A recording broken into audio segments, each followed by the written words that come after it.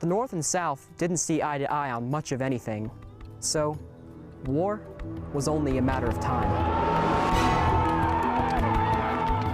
To beat the Confederates, the Union Army would have to get control of the Cumberland and other rivers. And to do that, they would have to get rid of Fort Donelson and other river forts. In the North, General Ulysses S. Grant and Admiral Andrew Foote put Plan A into action. By February 13, 1862, thousands of Union soldiers had made the trip south, defeated the Confederates at Fort Henry, and were on their way to Fort Donelson. Grant would attack the fort by both land and river. One thing that made this such a radical plan were the Union gunboats. Most of them were ships called ironclads, a metal-plated floating fort that was hard to beat. You know, sometimes the Civil War feels too long ago to really matter, kind of buried in dust and cobwebs. But right now, I'm inside an actual Union ironclad gunboat, identical to the ones used at Forts Henry and Donelson. Almost 150 years ago, this gunboat was cruising rivers and attacking Confederate forts. That is, until it was sunk by the enemy.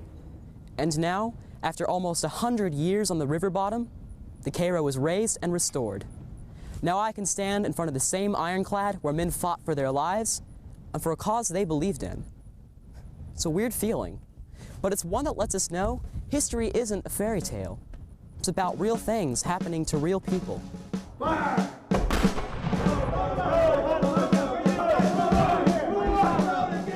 And the reality of war hit home on February 14th, Valentine's Day. But nobody was thinking about love, candy, or flowers. The Union gunboats, similar to the Cairo, started the attack.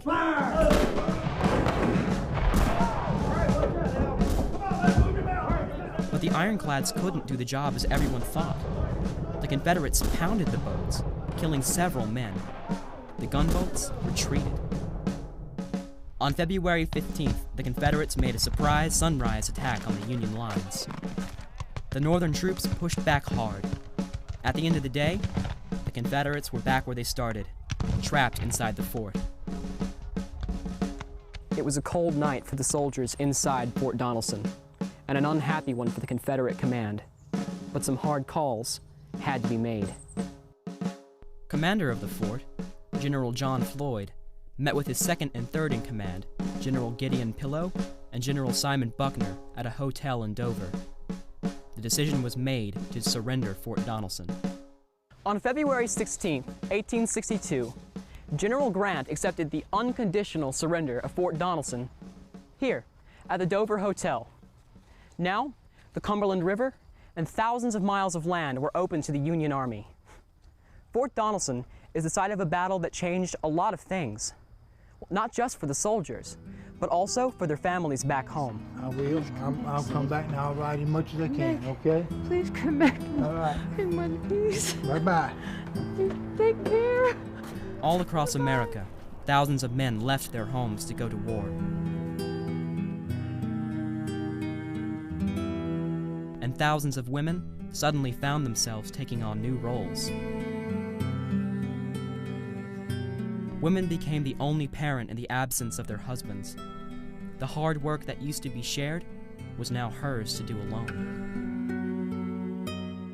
Another responsibility was protecting the home. It was a job that took courage. Supporting their men, Southern women would sometimes make uniforms for the Confederate soldiers. And when the Union Army and fighting came too close, some Southern women chose to leave their homes for a life of safety somewhere else.